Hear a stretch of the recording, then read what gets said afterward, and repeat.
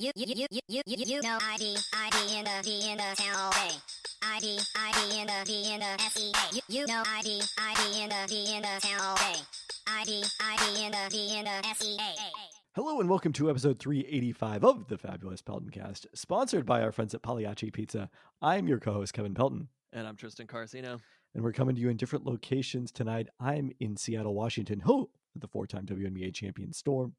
And I'm coming to you from Renton, Washington, home of the Super Bowl 48 champion Seattle Seahawks. It's the Alex Bannister edition. You bet it is. I think Mike Pritchard as well was also number 85, but somehow It's Alex like Bannister is the the Alex most memorable. Bannister is seared into my mind, number 85. There you go. Don't worry, I was a little bit late to get this set up because baby fantasy genius was finishing up his PowerPoint on the University of Washington football team. Oh, I saw an early draft of this. 2012 on for some reason. An unnecessarily detailed recap. Due at 11:59 p.m. He'd made his way to 2018, still has 19, 20, 21, 22, possibly 23 to go. I personally would cover the 23 season, but that's just me. And I explained to him, PowerPoints are meant to convey just nuggets of information. Not super in-depth information, just bullet points, high-level stuff. Let me read to you 2018. Oh, no. I after I explained this to him, he cried about losing his precious words. And I was like, I read the prompt and it was like, pick 5 things about the subject that you've chosen. I was like, 5 moments, Husky football, 2012 on. Nope, not that. 2018. This is spoken like a true writer. 2018, a 10-4 conference championship Husky team, a Apple Cup upset, and one of the worst Pac-12 conferences in history. The Dogs started off the season with a close game against 9th-ranked Auburn in the Chick-fil-A kickoff game. Ranked 6th at the time, this game could have been as an upset, but the Auburn Tigers were a powerhouse that season. The Huskies faced little challenge with a win against ranked BYU until the great rivalry against Oregon. An overtime this keeps going. This is a PowerPoint, mind you. An overtime masterpiece led the Huskies to fall just a bit short, but they put up a great fight. And I do not remember that game at all. That's the Peyton Henry game. You don't remember that game? I mean, it's not, now last year was the Peyton Henry game, but you know what I'm saying. An upset loss to Cal, again, this keeps going, in a slugfest led the Huskies to 2 regular season losses. Another rival, Washington State, was a ranked team and a Pac-12 championship favorite. The Dogs went to Pullman just to ruin the hopes and dreams of a team with a dominant season to that point. The Huskies defense shut down a hopeless Utah team, punching the Huskies' ticket to the acclaimed Rose Bowl game. Oh, I claimed the Rose Bowl game. Playing game day against 6th-ranked Ohio State and the fearsome Bosa brothers, the Dogs were not blown out, but they could not quite conquer the Ohio State Buckeyes. Senior Browning, no mention of Jake before then, Senior Browning had a great final season, corner Byron Murphy leaving to be an Arizona Cardinal. Imagine reading this to a class of 6th graders who have no idea what the fuck you're talking about. And this is the 10th slide that you've already been through the same amount of information. 2012, 13, 14, 15, 16, 17. By the time you get to 2018 and find out about the Bosa brothers, that's when it gets compelling. Was Chris Peterson not kneeling against Arizona? Granted, not a situation where they could have entirely drained the clock necessarily, a la Mario Cristobal mentioned in the 2014 slide. Honestly, I read the first sentence and I'm like, I am good. The other thing, I can't, even as a person who was there and witnessed every single one of these games, I still cannot hear all of this information. All that detail and no mention of the Peltoncast emergency pod after Jake Browning got pulled for 2 series in the Cal game. That was the Cal Jake game. Hader Oh my God, I forgot. Was it a about pick that one. 6 or Yeah, just he threw a pick 6 right away. Jake Browning did nothing wrong. Hey, Jake Hader did nothing wrong. We just Also didn't know true. yet. Well, Jake Hader did some PhDs He shouldn't have wrong. been in the game. That's what we said. I remember that emergency pod. I was sitting in this very spot. And I remember you and I were actually both here, right? We recorded in my basement together. Yeah. I distinctly remember saying that it wasn't Jake Hader's fault. He just should not have been in the game at the time. Correct. I like that we're relitigating this now. That's what the PowerPoint does. It's thought-provoking. It gets the people going. All right, well, let's get into this week's Fresh Hop beer that I'm drinking from our friends at Lucky Envelope Brewing. It's the Fresh Hop Centennial Pilsner, which I picked up because you don't often see a Fresh Hop Pilsner, Yeah, fresh hop non-IPA. pills. There we go. Maybe every once in a while pale ale, but a Pilsner is very unusual in the fresh hop field. Our light, crispy, crushable fresh hop Pilsner was hop back steeped with over 10 pounds per barrel, Wow. freshly harvested. That's more, I think, than last week. That's Centennial a lot more hops little amount of pounds per barrel. from Crosby hops. This Pilsner showcases the citrusy lime, floral, and fresh cut grass character of what Centennial flowers.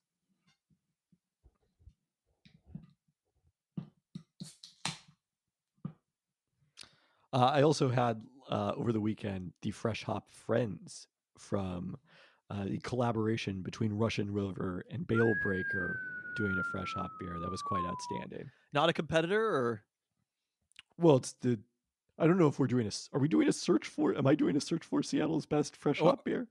or you're just drinking them now? Oh, Yeah. fresh hops wouldn't count. I see what you're saying. Yeah, Got it. They're I got definitely it, not yes. IPA. We're pausing the IPA search. Oh, okay. Got I it. watched. How would you rank that one though? I was probably near the top. How many of us have them? I used it to wash down a tasty mac and cheeseburger. from Hello. Woodies. It's on the Sadly- mac and cheeseburger right now. Did we talk about this? We didn't preview this, did we? No, because we recorded last Monday, and sadly we're not recording any time while it's actively on the menu. It's gone? Yeah, today was the last day. Oh my god. So All right. Well, I guess I won't be having one for another year.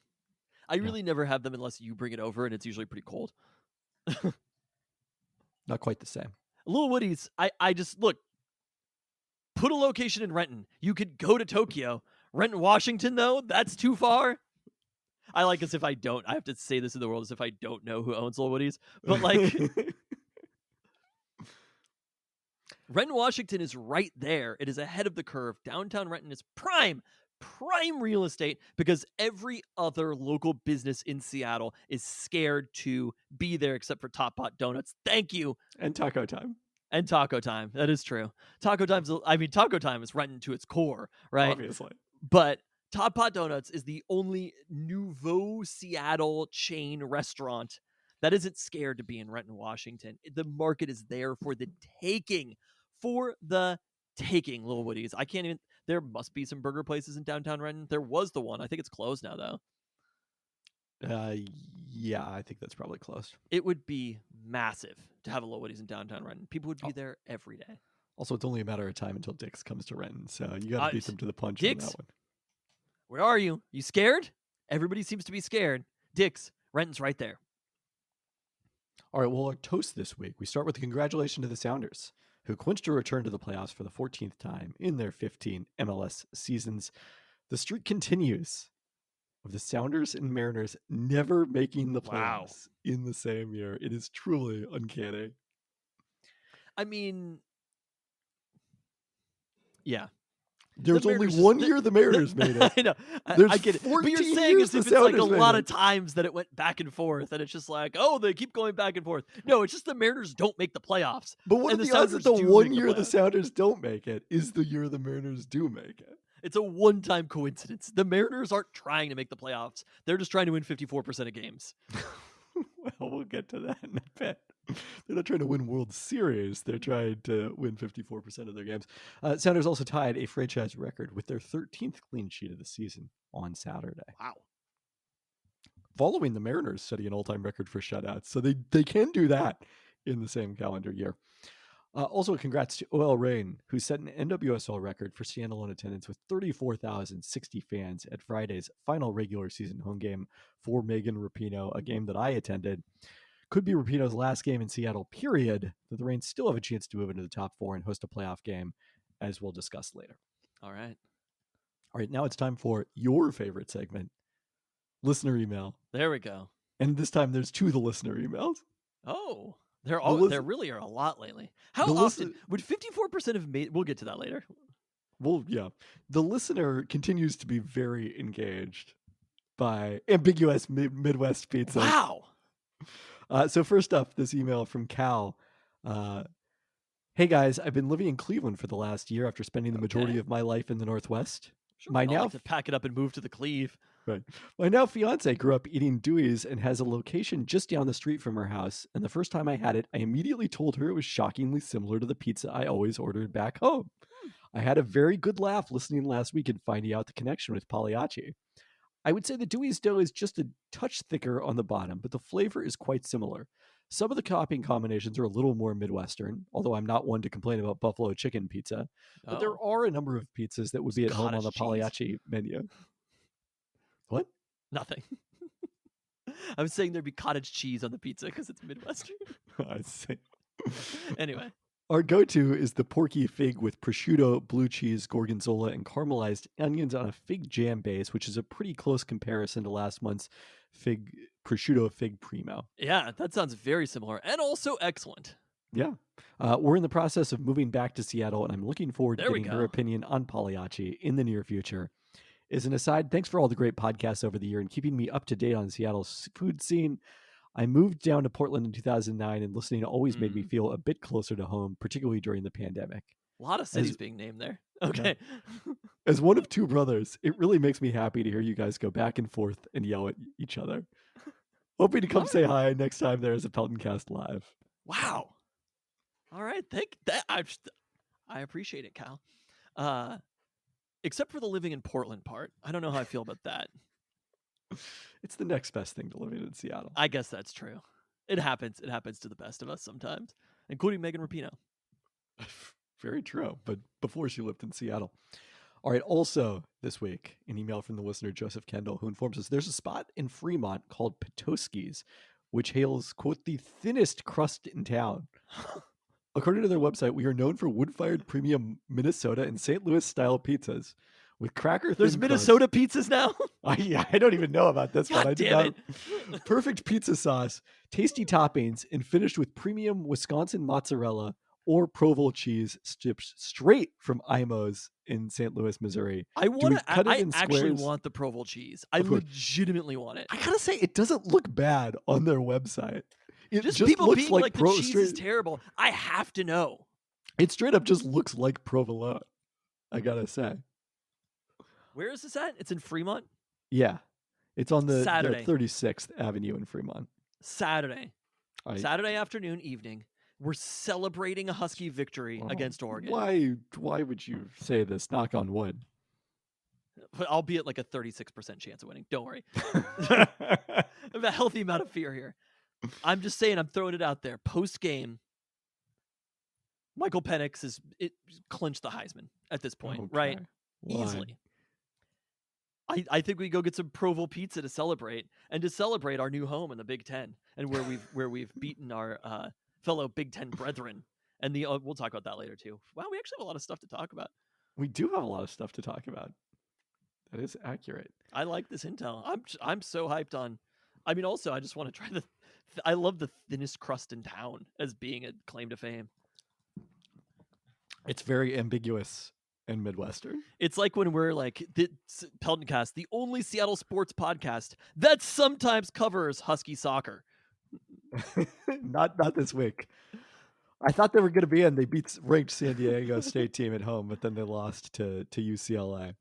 We're like, nowhere else will you find coverage of occasionally Husky soccer, and also for some reason Italian national soccer team. Oh, exactly. Yes. Apparently, loads of toppings distinguish the Minnesota style pizza besides the thin square cut, the tavern style, thin crust square cut. Okay. And according to the takeout, a spicy passive aggressive sauce. So are people in Minnesota known to be passive aggressive? I feel like people are just genuinely friendly in Minnesota. That makes me feel more Northwest to me. It's like the fucking Mall of America on these pizzas, right? There's so many toppings. Yes. It's like it's enough toppings to feed both Minneapolis and St. Paul. There we go. All right. Well, that covers everything we know about Minneapolis because I couldn't think of a Prince reference to include in there. Well, the Prince reference is that there's little pancakes on the pizzas. There we go. This was it's been so many years. It's probably the 5-year anniversary of when I went to Minneapolis on this last weekend in October. I know it is because the people whose wedding you went to in Minneapolis they're celebrating their 5th anniversary. And I will say there was something this year. I was in Sacramento on that date, 93 degrees in Sacramento. And I was really pining. I know you're going to hate to hear this for that early fall cold that you get in only a place like Minneapolis, where in Minneapolis it's not to the winter yet. It's just like it is colder here than almost anywhere else right now. And I was just like, man, that just like chill, that little chill of cold, the first one of the year. I was pining for that this weekend. Also because it was 93 degrees in Sacramento, so I was I hot mean, as hell. I think we can agree that 93 degrees in October is too much. But if the weather we had in Seattle in the 70s on the first weekend of October, just bottle it, sell it, I would pay all the money for it. It was a little hot. It was a little hot on Saturday. Sunday, I think, was the day. And then the crisp at night. I'm okay with that. I'll accept that. Yes. You got a layer. Got a layer this time of year. All right. Let's get into sports, starting with the Seattle Mariners. You alluded to this earlier. I don't have to do takes anymore, right? Can I just I can wait. I can just spring training, come back with the takes. Maybe if there's a special occasion, come back with takes. I can think of one occasion this year that might merit some takes, but no, they're traditionally an in-season only thing. I do. Let's talk about the thing. I don't know if this is a hot take, but say the statement and then I have a thought on it. So Mariners management delivered their State of the Union postseason press conference. And as part of his opening statement, here's what Jerry Dipoto had to say. But the reality is if what you're doing is focusing year to year on what we have to do to win the World Series this year, you might be one of the teams that's laying in the mud and can't get up for another decade.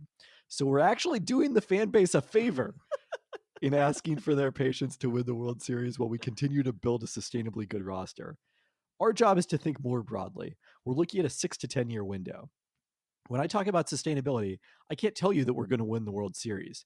I can tell you that if we win 54% of our games over the course of the decade, you're going to play in a World Series. Teams that do these things get in the World Series. Now, and that is true in the wild card era. It's true in the divisional format dating back to 1969. You've got, I think, an 85 or 90% chance of reaching a World Series if you make that your goal. If we make winning the World Series your goal, we will do insane things that will cut the sustainability part of the project short. That's not how we think. Dipoto subsequently on his appearance on Seattle Sports said 710. I'm generally embarrassed by the way at least that comment, and especially one other, was received. Said that he did not message. He fucking thought, he said it, he thought about it, and he delivered that message, and then he put it out there, and the people sent it back, and he was just like, oh shit. My favorite part about it. Got returned to sender? When he was like, that's actually, I didn't know that he I guess rescinded it. I suppose that's not quite it. But like, they always tell us what they're going to do. You know what I mean? The Mariners are never secretive about it. That's what I kept telling you about Shohei is the Mariners have been telling us what they're going to do forever. That's not even the part that I want to complain about though. It is the little laugh when he's like, have you watched this rather than read it? I only saw that in the Seattle Times' transcription of it. Did they mention the laugh? When he's like, we're actually doing the fans a favor. And you're just like, what? Like, seriously, how did you get to this point where you're like, I'm just going to say this bullshit thing about being slightly above average? Literally, the Mariners won 54% of their games this year, and I have checked my calendar. They are not going to be playing in the World Series. But... Well, here was his point, though. Like, but no, we can get to his point after. Okay. But the part about being condescending to fans, being like, I am doing them a favor here, and then the condescending chuckle is just like, you never need to do that. All you need to do is say, Pete Carroll is so fucking good at this. Like, Pete Carroll, Seahawks management is so good at this. Jerry Dipoto should have told Mariners fans to toughen up. No, he should have said, we're in on every player. That's what Pete Carroll says. Anytime there's a free agent, and also the Seahawks do this, but like anytime there's a player who's disgruntled, anytime there's a free agent that's released, Pete Carroll says we look at everybody. Yep. And you know what? You hear that and you're like, hell yeah, the Mariners or the Seahawks are thinking about it. And the Mariners are like, most of these players we're not even considering. Let's just be clear here. Any of the good players that are free agents, we're not even kicking the tires. All you have to do is be like, of course we're having conversations with everybody.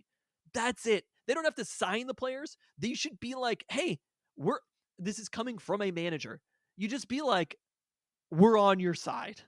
Like, that's it. That's all the people want to hear. We all have the same goals. It's be like, oh, this ended up being a little bit more expensive than we wanted it to be, but we really tried. You can fucking bullshit that all the time, and the media will eat it up. But when you get to the condescending laugh, that's when you look like an asshole. And that's what the Mariners front office looks like right now. That's accurate. I also just say Julio is the timeline. That's what you say. Our best player is 22 years old. Like, we want to be good throughout Julio Rodriguez's prime. That's how you say it, not sustainably good, which is like corporate speak. Sustainably good implies something about profits. And I think it was the Phillies owner, right? I can't remember his name right now. What's the Phillies owner's name? I have no idea who owns the Phillies. He was out there giving out baseballs and shit to the crowd. You were just like, God damn, Philadelphia, right? Like, everything about the Phillies just makes you want to be a fan of the Phillies. And that's what a baseball team should be. It should be a likable part of your city, because ultimately there's nothing else to it aside from being an important part of the city, because they're fucking the city in every other way, right? Like, that's what you have to be. You have to be good and on the field and make the people happy with it, because everything else you have to turn a blind eye to, right? As a professional sports franchise. So give us this. But he had a quote where he was like, what was the profit margin of the 1927 Yankees? And that's how you approach it. You don't say, I'm here to make profits. You say the teams that are memorable forever, the dollars that your owner makes is never how you look back on a team. And I get it. You don't want to lose so much money that you have to sell the team.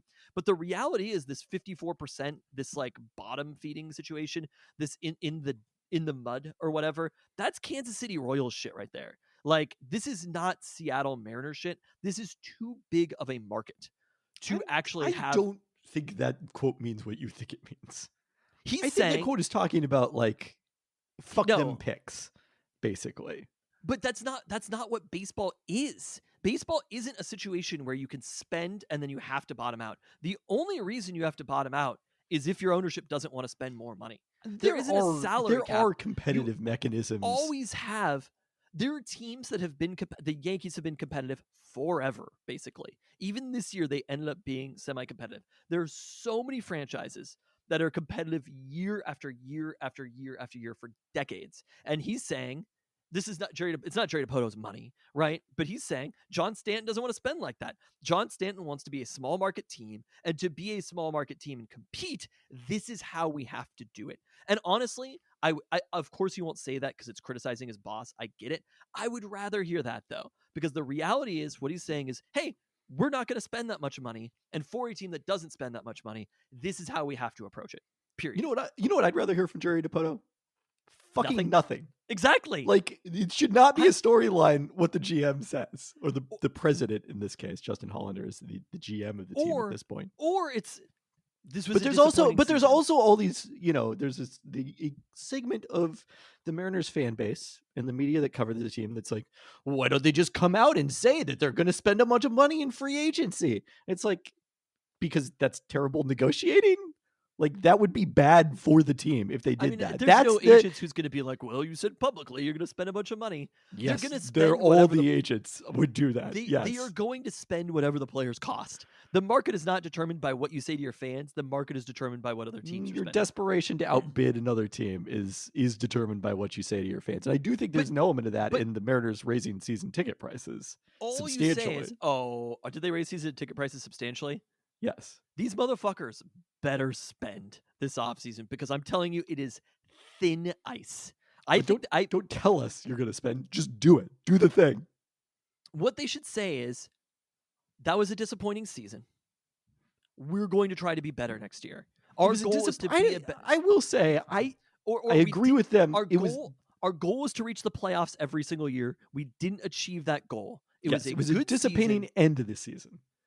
It was a good season. We didn't reach that goal. Look, we're fucking workshopping it right now. How hard is this? And they're just jotting it down, and they're just like, okay, 54%. Yes. Tell them they should be thankful for us. Yeah. Oh, that's good. There's such a non-fan view think piece that happened that went into getting to this place that they got to, where they're just like, little chuckle right there. They should be thankful for us.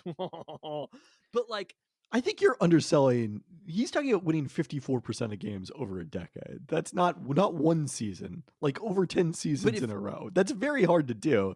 And it is true that most teams that do that make the World Series. Historically, if you count like every individual year, so it's like the Braves from like 95 through 2000 whatever, because they did it a lot of 10-year spans. 86% of those teams since the introduction of divisions in 1969 have gone to the World Series. It is interesting. It's lower in the past decade, though. It's only 75% in the past decade. But still, like, if you're this good over a long period of time, you are eventually going to make the World Series. The odds are in favor of it. The trick is staying this good for the long period of time. Just saying that that's your goal to be 54%. Your goal should basically be to win every game. Like, I don't... Well, that's not like a useful goal. It is a misapplication of stats, though.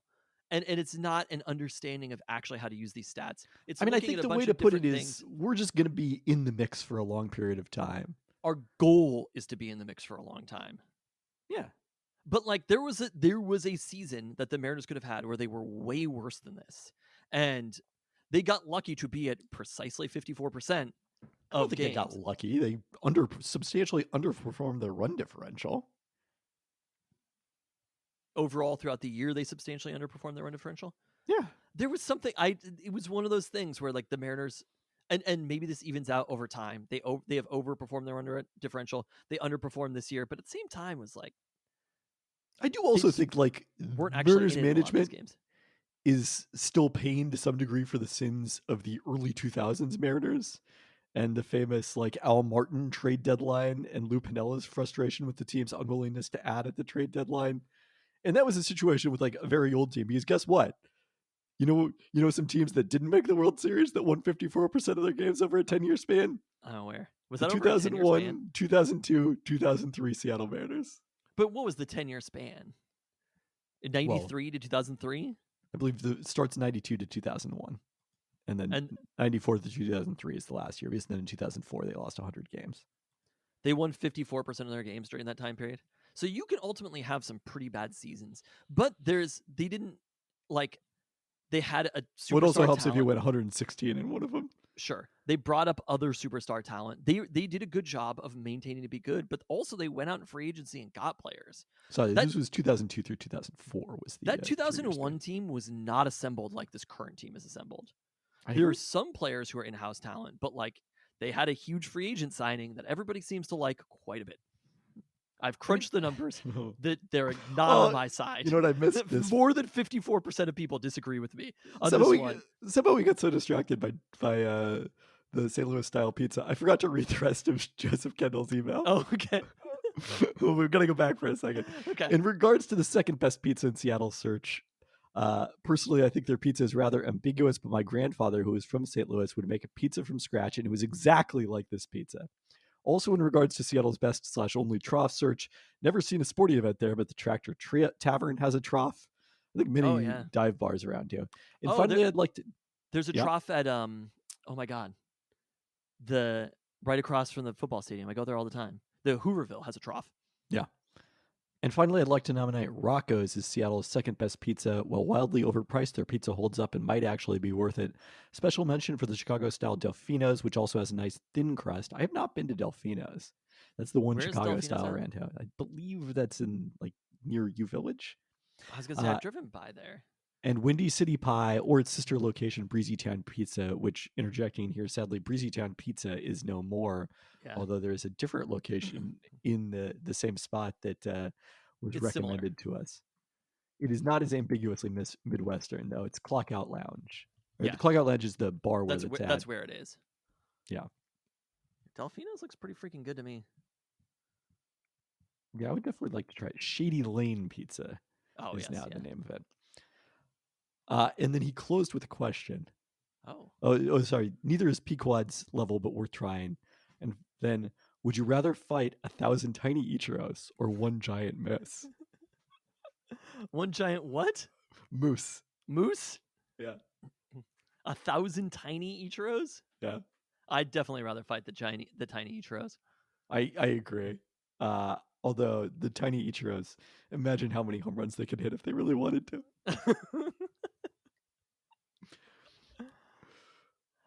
But yes, I think the more important point that Jerry Dipoto made is like this team isn't bad.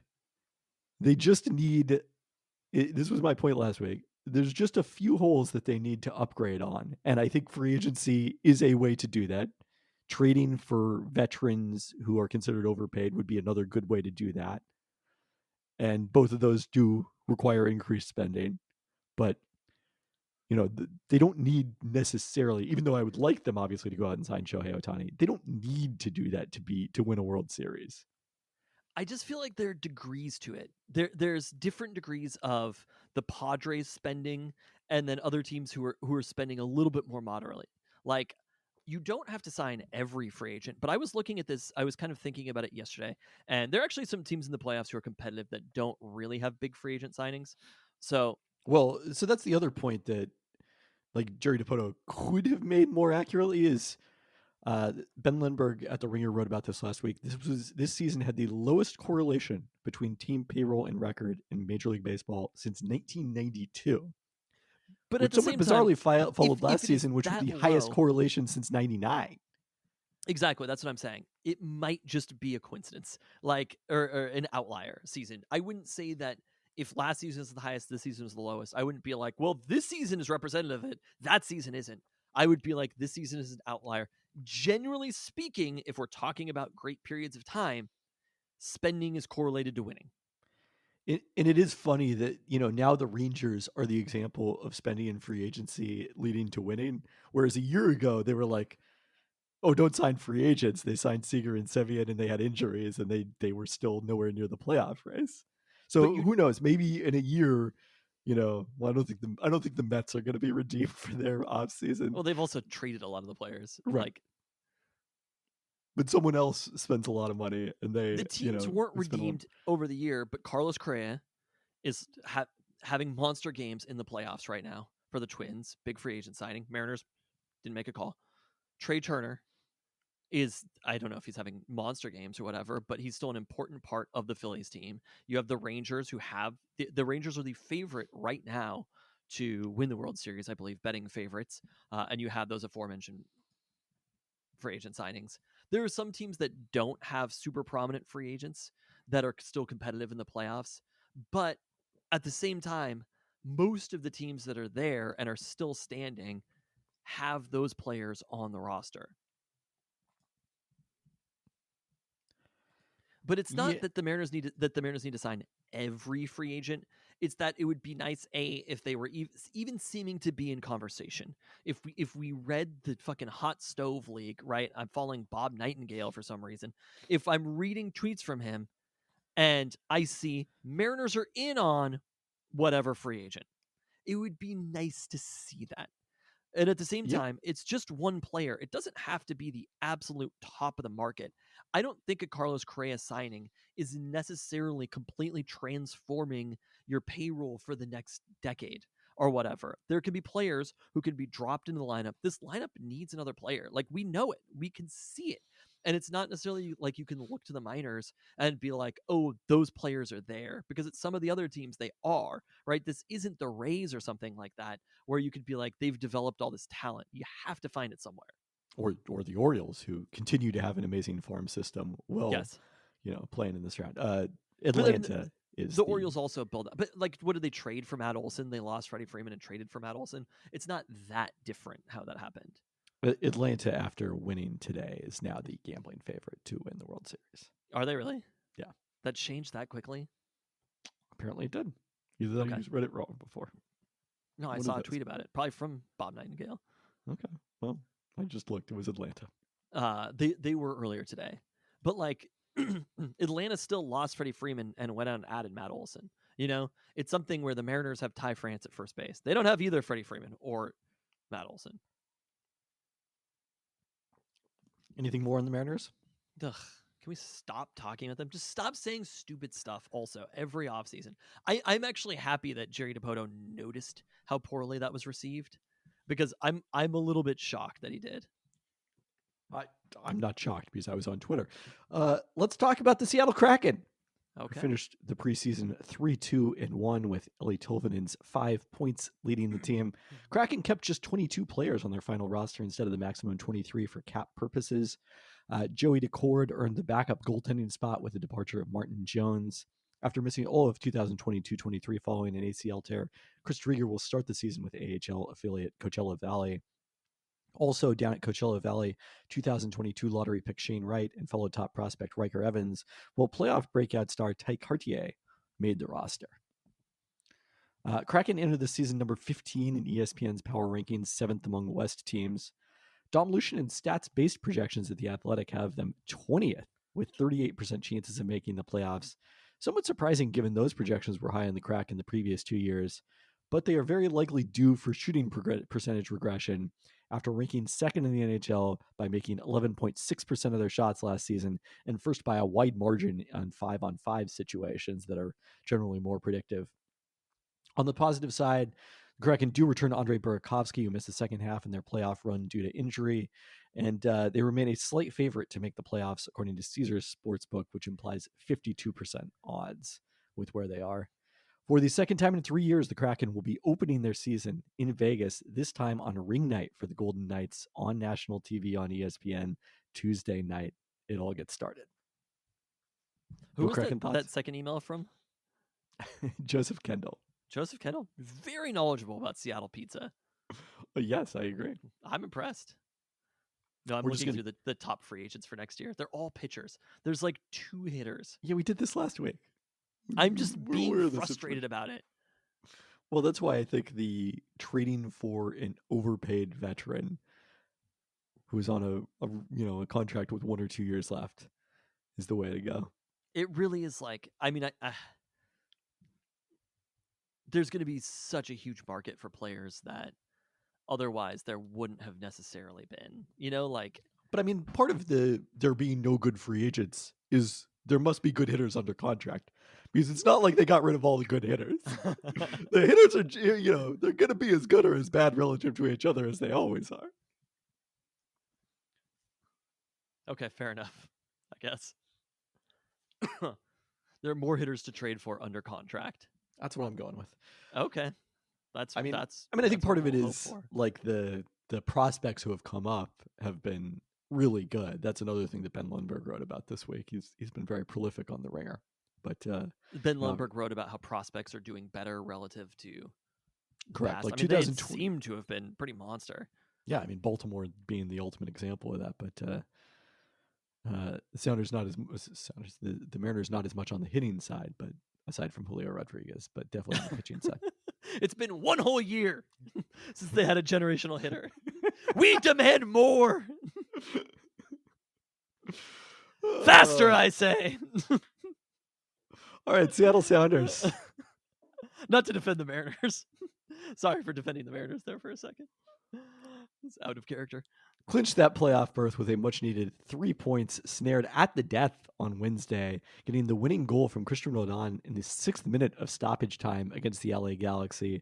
Jordan Morris gave the Sounders an early lead before the Galaxy equalized just after halftime. Another deserved win with the Sounders attempting 18 shots to 5 for LA, which put just 1 on goal. That was 1 more than the Vancouver Whitecaps had on Saturday in a scoreless draw with the Sounders, as they settled for a point but extended their unbeaten streak to 8 matches. Sounders had 5 shots on goal among their 17 attempts, doubling Vancouver's expected goals total. So they continue to pretty comfortably outplay teams. They have this weekend off before Decision Day on Sunday, October 21st, having fallen to 3rd in the Western Conference. Okay. But again, assured a playoff berth. OL Reign still looking to secure a playoff berth. They couldn't find the net in front of that largest standalone crowd in NWSL history.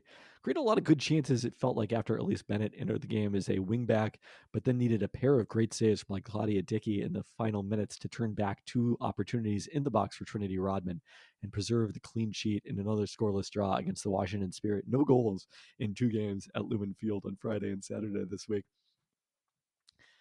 The NWSL, it's not an international break, so the first ever NWSL Decision Day is coming up on Sunday, when the Reign will visit the Chicago Red Stars, who are in last place and eliminated from playoff contention.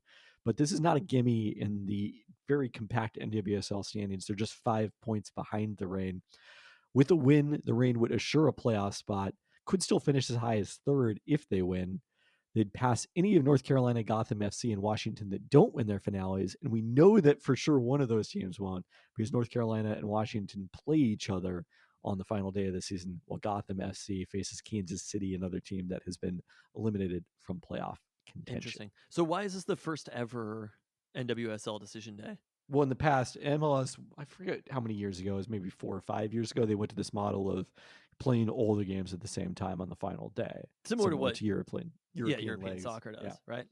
And obviously the NFL has borrowed elements of it. They have the 2 windows plus the standalone Sunday night football game and now Saturday game. And so NWSL has now taken this. Yep. Okay. So I think it's great. yeah, nice addition. So we will know next week whether Megan Rapinoe's career continues or not, and whether there's another game in Seattle or not. All right, let's talk about the Seahawks and save UW football for last. Okay. Wow, they get the hammer against Oregon. Yeah, I think if you have College game day coming and you're playing your arch rival and you're both ranked in the top 10. We used to never do this. This is a new thing. It is. This is a new Peltoncast thing. The Mariners kind of took it there for a second. Hilarious to think.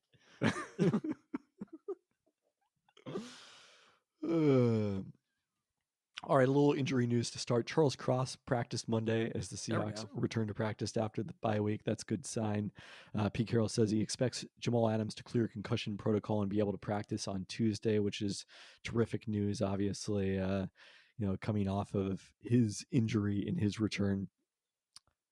Seahawks on Sunday head to Cincinnati to potentially enjoy some Dewey's Pizza on Saturday night, and then take on the Bengals, who are perhaps the NFL's most confounding team. Is that fair?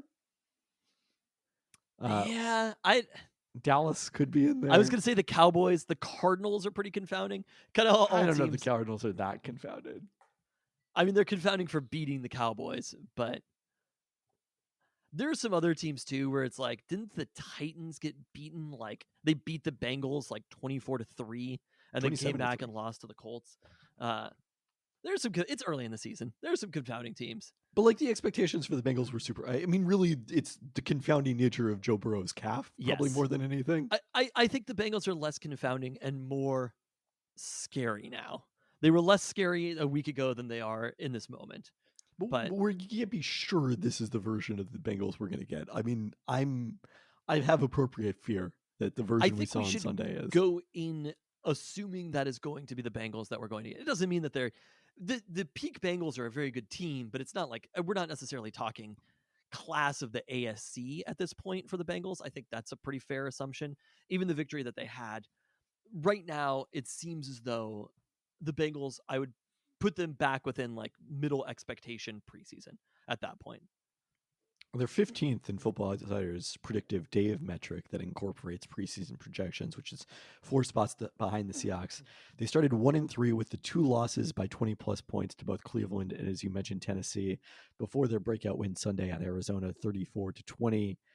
Joe Burrow, who's been dealing with that calf injury since the preseason, looked healthier on Sunday, had a season-high 4 rushing attempts, including a 10-yard scramble that was longest this season, and topped 300 yards and 70% completions for the first time all season. Yes. Most of that damage went to Jamar Chase, who, apologies if you were playing against him in fantasy, had under 40 receiving yards in the season's first 2 games, but has gone for at least 12 catches and 140 yards in 2 of his last 3, both wins, including 15 catches, 192 yards, 3 touchdowns on Sunday in Arizona, meaning he is now averaging the most yards per game of his career. That's wild. I am so excited to see, terrified, but so excited to see the Seahawks corners match up against Jamar Chase. Oh, absolutely. I mean, let's get through the rest of the Bengals because I want to talk about that in a second. Okay. Bengals played that game without T. Higgins due to a rib injury. Higgins was struggling previously, has caught just 37.5% of his targets for 4.0 yards per target, down from 68% and 9.4 a year ago. Slot Trenton Irwin stepped in for Higgins, had a career-high 8 catches for 60 yards in his absence, the Stanford product. Bengals do not like to use tight ends. Unlike Shane Waldron, their tight ends have combined for less than 100 receiving yards all year, including, of course, Drew Sample, who is an outstanding blocker, but not much of a receiver. That's actually kind of incredible. I mean, this is one. The second that I saw the Jamar Chase stats, I immediately thought about Reek Woolen, Devin Witherspoon, Jamal Adams, and the Seahawks secondary, because we think we know what we have in the secondary. We're excited about it. We think this is something that's bubbling here right now. Preseason, all of the talk when you're talking about best receiving cores in the league, Bengals are pretty near the top of that list, right? I mean, it's bubbling, but you look at the last 2 weeks, not discounting the bye, the Giants, not exactly a great test of your downfield pass with their downfield passing attack. And, Carolina, perhaps more dangerous with Andy Dalton at the controls, but, we're still talking about Adam Thielen et al. This is not the receiving core that Cincinnati, particularly, if T. Higgins is effective, healthy, and as effective as he has been in past seasons, is playing. That's what I'm saying. This is when we get the test. This is when we fully get to know exactly. At this point, Devin Witherspoon's going to improve. Reek Woolen's going to improve. But at this point, where is this Seahawks secondary? And I love the idea of just fire on fire, right? Of seeing Jamar Chase coming off one of the best games of his career, those 15 catches, those 3 touchdowns, and then playing against the Seahawks secondary and how much of an impact those players can have. So I personally am. Look, would I rather it be the Bengals from weeks 1 through 4? Maybe, I guess. But at the same time, like, it is fun to have what we think will be a barometer for this young Seahawks secondary and seeing those players competing against who is maybe the best receiver in the league at the moment. Look, you know what Pete Carroll would say about this, that, the your opponent is important to you being a competitor because he Absolutely. tests you. So You love your opponent. Yeah. For giving you the chance to compete. And I think that's how I feel about this one. And because to me, I told you last weekend, I woke up on Sunday and I was just like, I'm so upset that we don't get to watch Devin Witherspoon play football this week. Everybody else in the roster is great, but I'm really upset that we don't get to watch Devin Witherspoon play football. And it's been too long. It's only Monday as we're recording this. We have to go another 6 days of our lives until we can see Devin Witherspoon play football again. And that is too many days. So having that chance and having the opportunity to see him play against these high-level players, that's what we want. We don't want those Bengals. We don't want those Bengals from earlier in the season. So I do think the breakout, ultimately, it makes it a much more difficult game, but the fun factor and seeing those players, I think, is going to be huge. Yeah. The Cincinnati defense has also been a bit of a disappointment. They're 22nd in defensive DOA after finishing 7th last year. They were 7th in drop back EPA, down to 12th and 27th in opponent rushing EPA, 30th in opponent yards per carry thus far. Opponents averaging 5.3 yards per carry. They've given up at least 170 yards on the ground in all 3 losses. Bengals let both starting safeties, Jesse Bates III and Von Bell, depart in free agency, as well as cornerback Eli Apple. Cincinnati is top 10 in sack rate, led by 6 from Trey Hendrickson to rank 2nd in the league, but somewhat confoundingly near the bottom of the league in hurry and pressure rate is tracked by Sport Radar.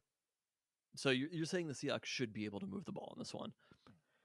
That's been the history. I mean, Arizona, certainly in the first half, was able to.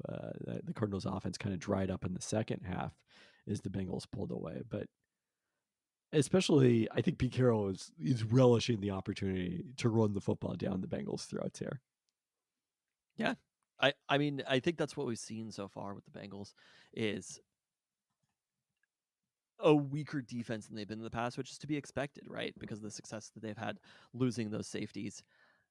I think this is going to be a game. I think it's going to be a shootout, actually. And I think it's going to be fun. Seeing both of these teams score points going into it, like, with the anticipation that the Seahawks offense should be in the 30-plus point range, and it kind of coming down to that defense. It's sort of like what we talked about preseason about where the Seahawks are, which is we know that the offense is good, and will the defense be able to be at that same level as the offense? So far, they have been through these last 4 weeks, but I guess 3 weeks, these last 3 weeks. But this is the chance to really understand that. And are the Seahawks, if they do score those 30 points, is that a victory? Is that something that they can comfortably take home depending on where that defense is at? It's kind of emblematic of the top 10 offense question mark defense that they've had so far this year. And I feel like this is a real barometer game for the Seahawks, right? Yeah. after 2 in a row against bad teams, we can look back and say that the victory against the Lions was a very good victory. It's still week 2. And this is the one that, again, that's why I'm happy that the Bengals played well. I'm talking myself into this. That's why I'm happy that the Bengals played well, to give us a sense of where the Seahawks are right now. It's probably the best chance that we'll have for a little while. I mean, also, it's, I think, an important swing game in the season. If you can get to 4-1 with 3 of your next 4 games at home, that's a pretty good position to be in. I mean, obviously, winning the NFC West is looking very difficult at the moment with the San Francisco 49ers looking like a juggernaut. But, to feel good about your chances of making the playoffs and at least being in position to play the weakest of the division winners if you're the top wild card. I'm not willing to write off the NFC West yet. I'm not writing it off either, but it's an uphill battle. Let's put it that way. Again, we kind of talked about this last week. You said 3 of the next 4 at home. Man, this is a huge game. The more that you look at it, like there's an outside chance.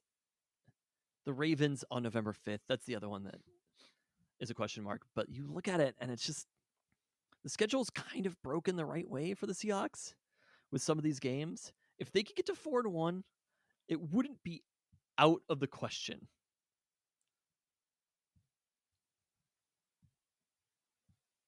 What wouldn't be out of the question?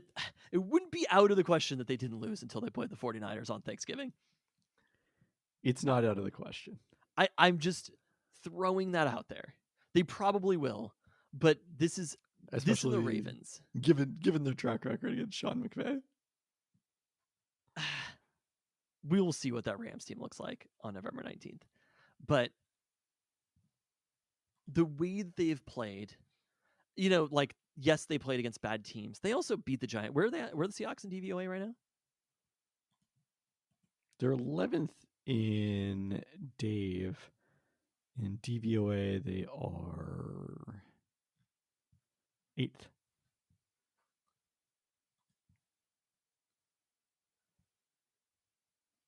Okay. Well,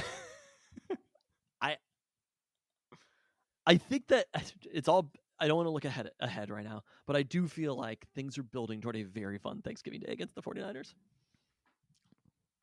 That would be fun. I agree. And this game is kind of the start of it. This is how we really understand where the Seahawks, I think the Seahawks offense, we know what it is. I think we can be pretty confident about the offense. Where did they rank DVOA? Did you say that offensively? 7th, I believe. Perfect. 7th in DVOA. No, 8th in offensive DVOA as well. 8th in offense and 8th overall. And where defensively? 14th. Man, this is the team that we talked about, right? Yeah. Okay. Well, I'm excited about it. Beyond that,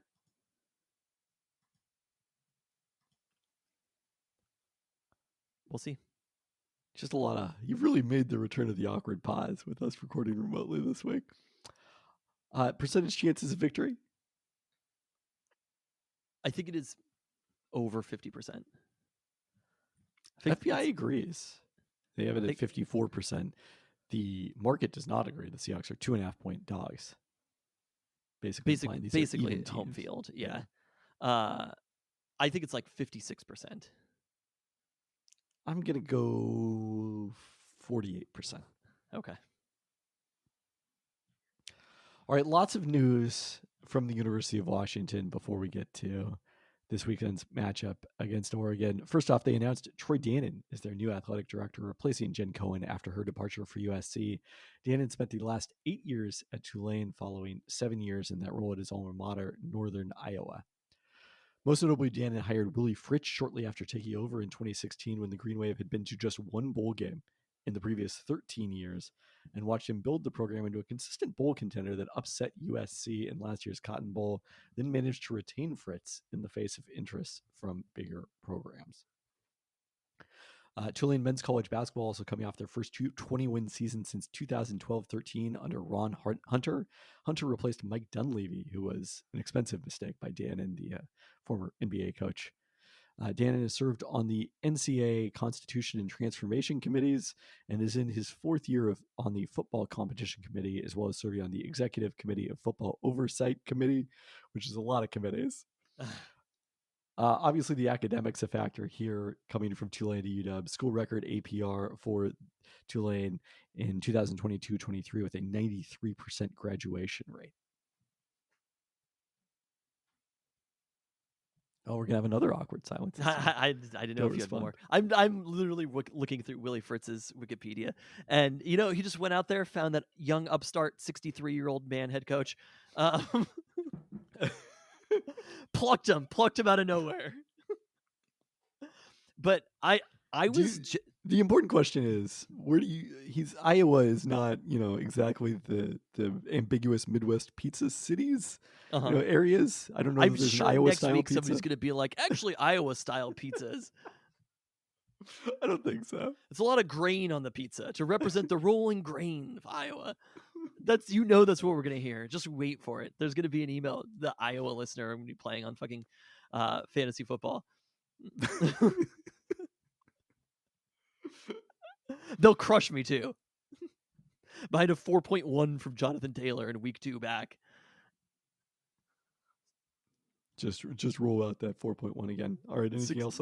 16 million guaranteed. On I thought this was a great hire. I mean, it's definitely one of those hires that you look at similar to coaches, right? Where it's somebody who had kind of developed a program at a smaller college. It is almost exactly the same as you see when you see these coaches coming through, building up the program, having success, finding the bigger job, getting there. So it's kind of interesting how that happens at the athletic director level as well. Seems like, but when you look at all of the different factors, it seems like he was ready and prepared for this job, has experience for it. This is an important job at this point, right? It is. Yeah. It is one of the top 20 some athletic director jobs in the country. I'm not willing to say it's near the top or something, but like, I think he is in a perfect position to be successful at the University of Washington. So I was excited about that one. I thought there was a funny quote that he had where he was like, I intend for this to be my last job. And It was like, the good way or the bad way. No, just like, but I just thought that was such a funny quote. And it's like, he said he's hoping to win 54% of his games. Yeah, 54% of the games in college football. not as good. Not as good, granted. But I just thought that was such a funny thing where it's like, we're crashing and burning or we're being successful. One way or the other. This is my last job. I truly thought that was hilarious. He was like, I'm just waiting for the scandal to come out because this is going to be my last job. So we burned the boats. There's no going back. Such a hilarious quote about that. It's like, okay, dude. But also the reality is, it's fine that he said it. I love it.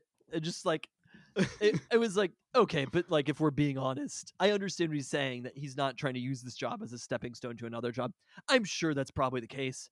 But also, Jen Cohen wasn't trying to use this job as a stepping stone to another job either. She fucking came through UW, right? And she's the athletic director at USC. There's a reality to these situations that in this moment when you've just been hired, you're not thinking about the Ohio State job. But eventually, if things go well enough, there are jobs that are out there that are more powerful, can pay more, that give you a more prominent voice within the college football world. Not even just athletic director jobs. There are jobs as heads of conferences and things like that. So there's things you don't say in press conferences. The owner doesn't want us to spend this money. Exactly. And I'm looking to use this as a stepping stone to my next better job.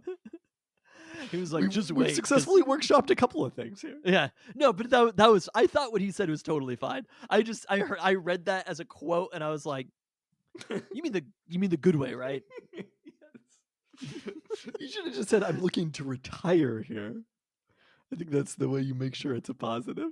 Yeah. Well, you can retire at any time. Well, there are some coaches who might be retired. But I just, I'm looking to retire. That's great. Anyway, don't ask Troy Fannin too much about his background. Might be his last athletic director job. Troy Dannon.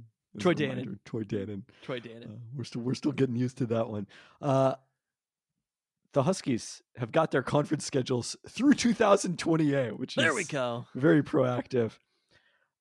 Big Ten football releasing that. Let's just put an asterisk on it and say, for now. In the Yes. same way that Troy Dannon, like the yogurt, right? That Troy It's Dannon not spelled like the yogurt, but it is pronounced like the yogurt. Troy I Dannon assume. this is his last athletic director job. Until it's not, these are UW's schedules in the Big Ten until they're not, because they might be changing at some point very quickly. They did already put out a schedule that did not include Yeah. Washington and Oregon prior to this season. Yeah, USC already had their schedule for this time next year. Notably, USC and UCLA are not protected matchups for UW that will be played on an annual basis like UW Oregon, but are priority ones that will play at least one of USC and UCLA every year, as they have been currently. They will host Michigan in 2024, Ohio State in 2025, and Penn State in 2026. Shit's about to get real. No, it's so fun. It really is. Like, I'm sorry. Anybody who's complaining about this, fucking call me on the day that Michigan comes here and tell me it's not going to be fun as hell, provided UW is good. Even if they're not, there's Look, something you're the one who's about- been assuring me the quarterback is gonna be there. I mean, I'm pretty confident that there's going to be a quarterback, but that there will be a high level functioning quarterback. But even when it's not, sometimes getting your ass kicked by a really good team is still fun. Like, I mean, having I the had that chance- experience at Michigan. we haven't seen that in Seattle that often in the last decade. There haven't been teams in the Pac-12 who have been playing, like, who's played for the college football playoff for the Pac-12. They're right Whoa. here. That's it. Guess what? We're doing the exciting matchups in this last year of the Pac-12. Granted that many of them are teams that are heading to the Big Ten together, including this weekend's match. We are speed running the fun matchups all this year in 2023. But like, there's By the been way, one team from the Pac-12 that has gone to the college football playoff, and it ain't Oregon, it ain't USC, it ain't UCLA. They're right here. Number one, Pac-12 After Dark still exists. So after dark last Saturday that USC Arizona that was awesome. game. That was so much fun. I could go to the Death Cab Postal Service concert, drive back, and still catch the end of the second overtime and the subsequent 2-point conversion overtimes. Number two, imagine how embarrassing it would be to only beat Arizona by a touchdown and lead by at least a touchdown the entire game on the road. Can you imagine what an embarrassment? They should look to fire people over this shockingly terrible performance. The Peltoncast had that one all the way. Yeah, you were workshopping that one from such great heights. I seeing these schedules. I mean, I think our anticipation was that Oregon, USC, and UCLA would be protected games. It would have been fine if they were. I wouldn't have been opposed to that. I wouldn't go as far as to say fine. It would have been great if they were. I mean, from a travel standpoint, from a visibility in LA standpoint, playing there on an annual basis would have been really nice. The visibility thing, I think, is so stupid. Like, there's a reality. People have TVs. You know, it's not about TVs. It's about, like, that's your primary recruiting area, and playing there every year and having but players from there get a homecoming. 2 years, right? It's basically the same as we play there now. It's actually more, because there are some years they don't play both of those teams on the road, I don't think, but we rotate back and forth every year playing one of them in LA, don't we? Yes. Next year they were playing in LA every year. No, every other year. We play one of them every year? At least one, sometimes two. Next year we will play both of them, but they will both be at home. So that will not be a trip to LA. Oh, darn. We get to play USC at home. I looked at the schedule for next year, and I love that it was stacked up like that, where it's right in a row like you laid it out. There, again, we've talked about there's 3 big teams in the Big Ten, aside from the ones that are coming over. And it's those 3 teams, and having them come to Seattle in back-to-back years. Yeah, I don't know if they did that with, like, I mean, I haven't really paid attention. Oregon gets Ohio State in 24. They play Ohio State all the time, too. Wisconsin in 25 is their biggest non-conference. Michigan 26. And 27 Ohio State again. So Penn State doesn't go there for a while. Not until 2028. Because we plan on recruiting in Pennsylvania. Or 2020. They're also 2027, I should say. Ohio We're State and coming Penn there. State. We are coming for you, Pennsylvania. That's our recruiting base now. Is it? Yeah, no, I was so stoked about seeing it. And you do look at the schedule and you're like, this ain't scary, right? Anybody who is scared of the Big Ten is doing it wrong. There are a few teams that are scary, but let me pull up. Do you have the full schedule on here? I wanted to look Sure. at that again. 2027, Nebraska and Michigan State are the marquee games from a home perspective. So not quite as big as the top three, but the next level down. Can you run through the 24 schedule again, home and road? Sure. So 2024, the Huskies at home will be playing Michigan Northwest. No, that must be But I thought, Michigan Northwestern, UCLA, and USC at home. They will go to Indiana, Iowa, Oregon, Penn State, and Rutgers. Notably, Oregon, historically, Washington State has been the swing school in terms of whether the Huskies play 5 at home or 4 at home. Now, obviously, it's going to be Oregon as their traditional rival. Those are some pretty hard games, not gonna lie. But there are also quite a few easy games in there. I mean, it's basically a lot of them are Pac-12 teams. The scariest games on the schedule for next year, it's Penn State, Michigan, and then it is USC, Oregon, right? So it's a little bit more than you would have had in the Pac-12, but the reality of these super conferences is that you're going to play harder teams. When the conference only takes good teams, you're going to be playing harder teams all of a sudden. That is the idea of it. But the threshold to make the playoff, when it's an 8-team playoff, it's going to be 8, right? Yep. When it's an 8-team playoff is not quite as strict. You need to be good against those teams, but you don't have to be perfect. Right. There's a little more margin for error than there has been historically. So, but it'll be fun. Like I said, the first time that Michigan is here, in the way that we are excited about this game that we're about to play on Saturday, it's going to be exciting having Michigan in Seattle. It's going to be a thing where it's a moment. It's 12 teams, not 8. It's 12 teams starting in 2000. It's going to a 12-team playoff. Yeah, so I mean, there's margin for error within those games. It's not like you lose one. Like there are going to be 2 and 3 lost teams that are making that playoff. Yeah. So I think it's looking more and more like the NFL, which is good and bad, but the reality is we really like the NFL. It is true. It's very popular. All right, some injury news. Ryan Grubb said that both Jalen McMillan and Rome Ndudze should be good to go. Obviously, good news here. Not shocking, but good news nonetheless. On the receivers? Yeah. Yes. I agree. The fact that we even have to think about Rome Ndudze is frustrating, but yes. Having Jalen back and having the full host of wide receivers is going to be freaking huge here. Yep. UW and Oregon come in number 2 and number 3 in FPI efficiency based strictly on this season's results. Oh, Lord. Like, this is a fucking showdown. The Huskies are first and Oregon is third in offensive FPI efficiency. The Ducks have an edge on defense, 13th to 23rd, but their special teams rank just 98th, where UW, after that punt return for a touchdown by Rome Ndudze, is 53rd. Oregon played close at Texas Tech in a 38-30 win, but have won their other 5 games by at least 36 points. Oh, my God. Including, or I guess it's the other 4 games, I think, including identical 42-6 finals in both Pac-12 games against Colorado and at Stanford.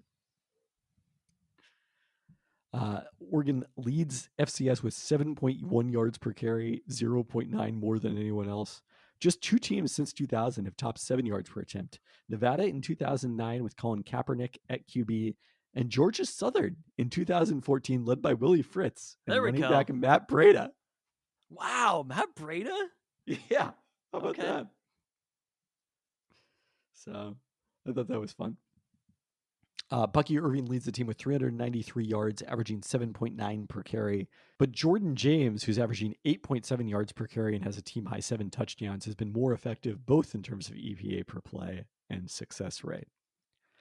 Bo Nix 13th in QBR thus far, down from 4th last year, largely because he's running less as well as the strength of schedule. Certainly his passing has been on point. Nix has completed 80% of his passes, tops in FCS for 9.0 yards per attempt, and has 15 touchdowns to just 1 interception thus far. Troy Franklin leads the team with 32 catches for 535 yards and 7 touchdowns. Nix's adoptive brother, Tez Johnson, a transfer from Troy, has caught all 15 of his targets for 13.5 yards per target and 3 touchdowns, but was not targeted against Stanford. On the defensive side, 5 Oregon players have at least 2 sacks this season. They have only allowed at least 160 passing yards in the Texas Tech game and are holding Pac-12 opponents under 2 yards per carry. In terms of overall pass defense, only Georgia allowing fewer yards per pass attempt. Yikes. But strangely, Oregon hasn't forced a turnover in 2 conference wins. So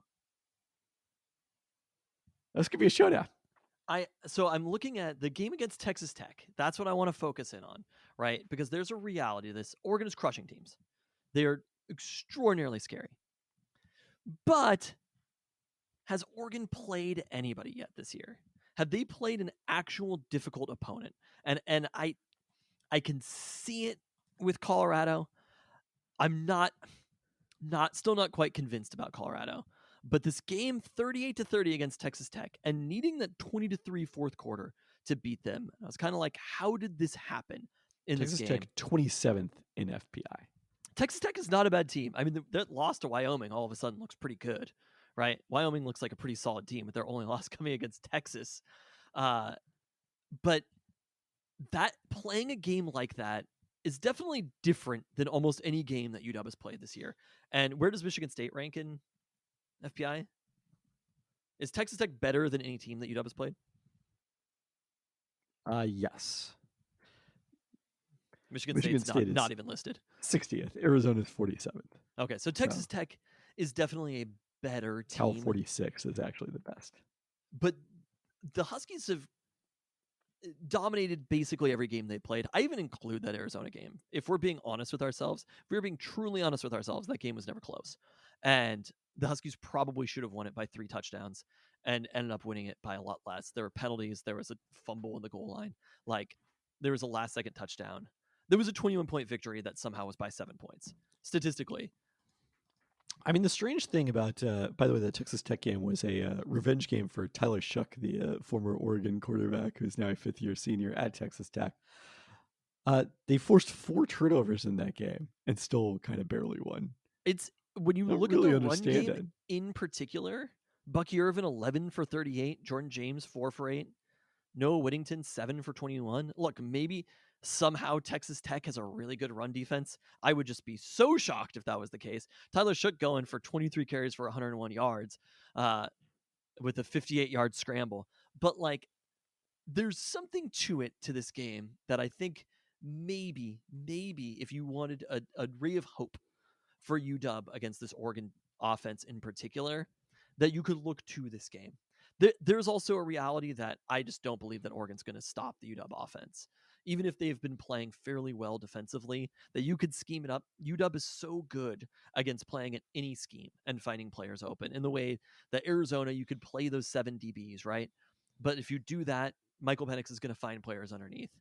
The turnovers are a question, I suppose, but UW has not been particularly turnover prone. They have not.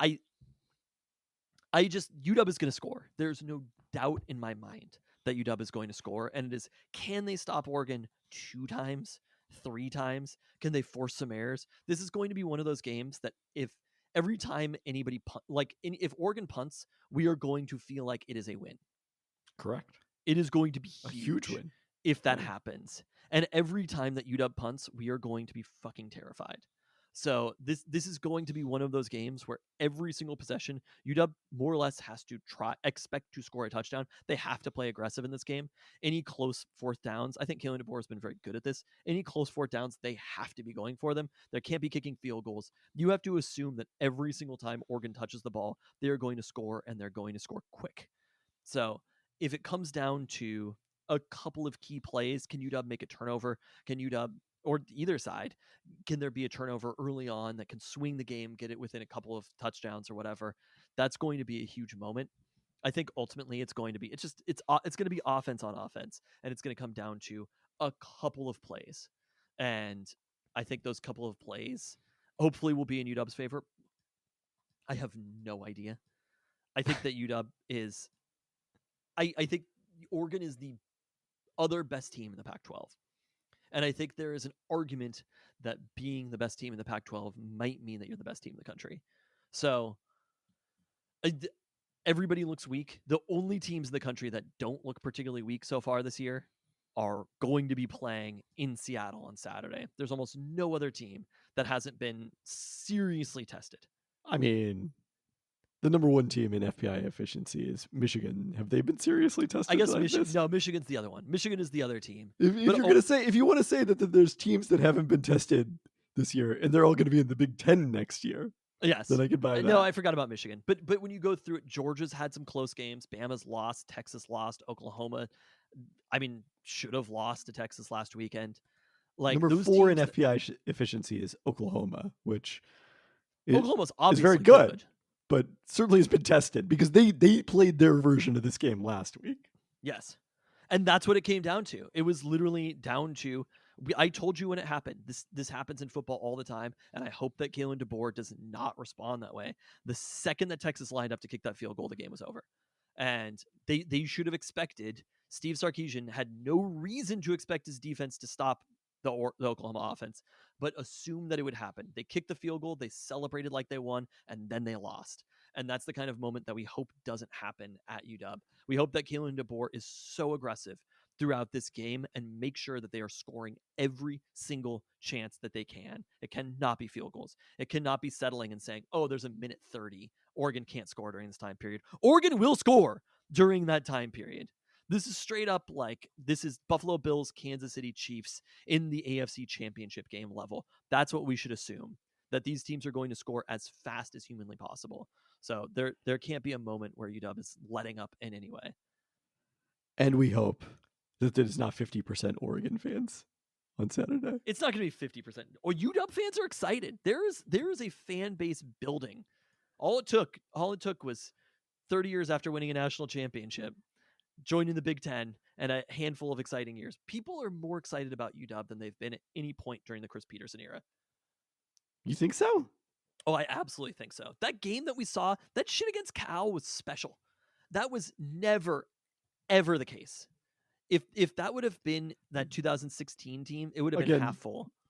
Oh, in terms of the fan base? Yeah, I guess yes, that's fair. not the game on the field. Obviously, the 2016 team was very good, but like fan base wise, people are more excited. It's one of those things that it takes a while. It takes a while for people to get excited about things, and it also takes a special player. And no offense to Jake Browning didn't inspire what Michael Penix inspires. Michael Penix, there wasn't a Heisman campaign. I don't know where he's at as far as favorites for the Heisman right now. I think it probably fluctuates rapidly week to week. But if they win, he's going to be near the top. We didn't mention Jake Browning has been one play away, one the calf going the wrong direction away all season from playing for the Cincinnati Bengals, who only have we quarterbacks. Might see it on Sunday. Only have quarterbacks with the initials JB. But you understand what I'm saying? Like that, the Husky fan base has shown up in a way that I don't think they have in my entire lifetime of going to Husky games. All right, well, let's see it on Saturday. Is it gonna? Obviously, it's gonna be a lot of Oregon fans. That's not a doubt, but it's not gonna be 50% Oregon fans. And I think there's a teensy bit of pride around UW. Game day is coming here. The team is good. This is the most important game. This is the most important regular season game that UW has played since 1991. Penix is the leader at Caesars Sportsbook at plus 220 to win the Heisman. Really? Bo Nix is third at plus 420. Is Caleb Williams number 2? He is. Wow, the Pac-12. Oh my God. Just quite a moment. Just quite a moment for the Pac-12. After seeing USC a couple of weeks in a row, USC is obviously good, but I think USC is a step below both of these teams. I think whoever wins this game is easily the best team in the Pac-12. Maybe they don't sweep the Pac-12, but I think they're easily is too strong, especially if UW has to go at USC. They're easily the best team through this point. Yes, there was an extended period of no scoring in last year's game. Nearly a full quarter of game time went by between Oregon scoring the go-ahead touchdown late in the third and then extending their lead to 7 Oh with God. 3:54 left before the Taj Davis 62-yard touchdown, and then followed by the Husky stop and Peyton Henry's 43-yard game-winning field goal. I'm telling you right now, that victory last year, as far as ranking maybe just football games, my favorite football games that I have ever watched. It's like honestly just like the elation of the Fail Mary game. I'm not gonna lie, being there because we didn't have the same shit that people had on TV. It was just like we just got a Hail Mary and won. That the tip obviously The comeback against Green Bay, the other NFC that Championship one. game. But it's just like one of those moments where like you have this tension that is so built up in your chest, and then you just can release it and just breathe for a second. And for UW football, there's literally no comparable to it. There's no game that I've cared about more. You know, beating Oregon 70-21 was great. That shit ain't fun though. Like it's fun to crush them, but It was very fun. it's not the same. You Oh, we understand what didn't I'm need saying? to see the darkness in that game because you know when I saw the darkness, the previous 12 years that Oregon won No, that but that's it. We're still in that era. Oregon still can kind of claim that they own UW. for sure. And this is the game. This is the fucking game right here on Saturday that UW has never won. We have never done it against Oregon, have we? What do you mean when they were this good? We have never beaten an Oregon team except for last year, where the two teams were probably equally as good. That was it. That was the first win, and you just hope that that is the future of what's to come. If UW wins this game, I am going to be riding high. Again, I let out such a guttural grunt when UW got that stop against Oregon, right? The fourth down that they went for it. It was like there was such like pure emotion that came out because it's so different than any NFL game, right? Oh There's yeah. something about it being Oregon, you know, like that's why this shit is protected. That's why we're going to the Big Ten because playing Oregon matters. It is deep. It is deep down. There's no like, oh, but I actually kind of like them. You know what I mean? Yeah. There's no like, oh, there's mutual respect there. It is like, I fucking hate Oregon, right? Deep to my core. And being able to play this game against this team with this atmosphere, I'm so excited about it. I'm just happy that everybody made it here undefeated. Game day is coming to town. We're going to be there. There's going to be a goddamn atmosphere at Husky Stadium in a way that I'm telling you, this is it. There's no game. Again, you talked about Miami or whatever. There have been big games in that time period at Husky Stadium. This is number one. Yeah.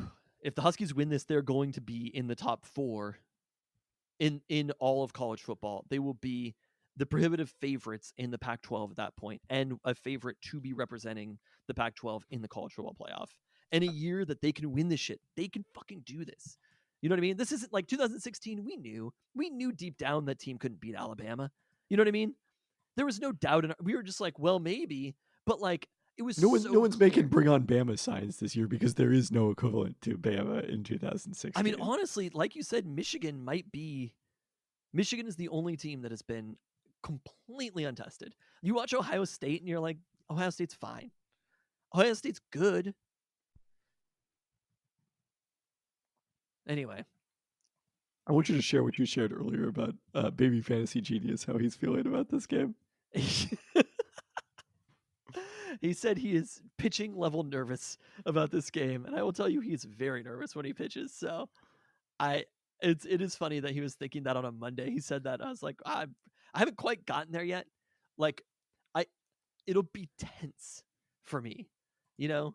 Like I just hope I want it to be a good atmosphere. Going to game day will be fun. I hope that it's chill. I don't want there to be any sort of like tension between the fan. I just hate that shit. You know what I mean? Like ultimately, like I hate Oregon in such a visceral way, but like the people who go to Oregon are fine. You know what I mean? If I met somebody who went to Oregon, I'd be like it's a normal thing. It's like as a football entity, as a sports team, I hate Oregon gutturally. The people on a personal level, I'm sure that I don't think I know anybody who went to Oregon, But You don't spend as much time in Portland as I do. I know many people who went to and Oregon. obviously great people go to Oregon as the school, right? I think it's a fine college, but there's something about it as a football team that they just crushed us. They crushed us for so long and they celebrated the fuck out of it, right? They loved every second that they crushed us. So having this opportunity again, that's all I care about. Because for me, when I think about it and I walk in and there's like tension in the crowd, I don't like that shit at all. You know what I No. mean? I want there to be tension presented toward the football field. Like I know that there will be like little skirmishes in the crowd, and I like where we are because we're generally pretty far removed from everything. But like we could be in the back, but I want that tension to be like when I'm at home, when I'm watching the game on TV, and it's just like every moment you are riding on, and you're like, we need this. We need this moment. So that's what I'm hoping for is that the atmosphere is good. I do think that generally speaking, like the UW and Oregon fans, I think get along mostly fine, right? But That's optimistic. I do think there will be a we've done different. it a lot of times. I think there will be a different spirit of, and this term is chosen intentionally, collegiality. Now that we are brothers in arms in the Big Ten, I don't think it's going to completely change things, but I think there is a little element of that this year in particular. Just like, I don't know, it's the opposite of Utah fans handing us beers at Spartan Stadium. Maybe there'll be a third, but there'll be Oregon State fans handing us beers. The at enemy Husky of Stadium. my enemy is my friend. Percentage chances of victory. I think it is a 50-50 chance. It is exactly even. I'm more optimistic than you on this one. I'm going 52%. There we go. I would never be so confident as to say that the Huskies had a chance to beat Oregon. We've seen it over and over and over again. If there was one time that I felt maybe, I mean, there were times obviously that Oregon was down against this Oregon team. I would never be so confident, and I could picture it in my head. I just they're going to score, and it's going to be so frustrating, right? Oregon is going to score a lot, and it's going to be frustrating every time, and it's going to happen right in front of us, and we're going to stand there with our arms folded. You know what I mean? And Yep. we just have to hope that the Huskies bounce back because that's how this game is going to go. And that's how last year went. Last year was such a fun and tense game, and having that moment at the end for the Huskies to have won it, to have finally beaten a really good Oregon team, is something special. This is out of respect, also, I will say, to Oregon. Like they've been good enough that winning these games matters. You know what I mean? Of I'm not course. like, wow, every game against Wazoo is a tense game because we've kind of owned Wazoo. So I mean, the other thing to remember is to think back to the last time that the Oregon Ducks came to Husky Stadium with Mario Cristobal as their head coach in the final game for Jimmy Lake. oh my God, that was when it all imploded. Yeah, it was. That was less than 2 years ago. It was November 6th, 2021. Think about how long ago that particular moment seems. Kalen DeBoer was just a glimmer in our eye. We No, didn't that even is know who very Michael wild. Penix Jr. was. We knew Kalen DeBoer I thanks knew to the Michael Hater Penix Watch. Jr. was. I suppose we knew who it was, but didn't really know him. Not super well. I mean, he was like kind of randomly one of the quarterbacks, so I feel like I knew the most for some reason. Because of the Ohio State game in 2020? I guess so. I don't know why. It might have even been from college football video game, which I am still updating the rosters on since There you go. 2014. Kalen just to be clear here, DeBoer has never lost to Oregon. that's actually so true. On that note, I'm very excited for Saturday. This is the football game. Obviously, there'll be more after this, but ultimately, probably for our entire 2023 year, like this is the football game. It's the most important Husky game in 3 decades, and I can't freaking wait to be there, to be tense, to follow it along, to see if Michael Penix Jr. deserves that opportunity to be number 1 in Heisman odds right now. And if he can actually carry that through, to be there at game day, to be excited, to be there with guest picker. Who do you think it's going to be? Do you have any guess? Macklemore? Warren Moon? Okay. We'll keep throwing stuff out. Somebody has to. I feel like it's going to be Macklemore. I don't know. Joel McHale last time. Do you remember who it was the previous time?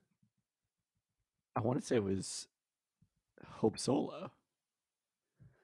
That the sounds case? right. Yeah, I think that sounds right. Maybe it'll be Megan Rapinoe this year. What day is their game? Their game's on Sunday, right? Yes, I think she'll be in Chicago at that point.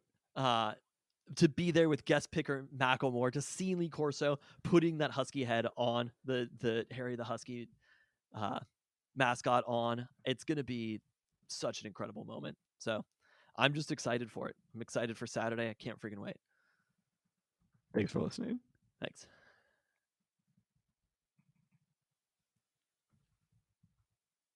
Oh, the last time it was Oregon, Washington. It was Hope Solo and Warren Moon. So I guess now.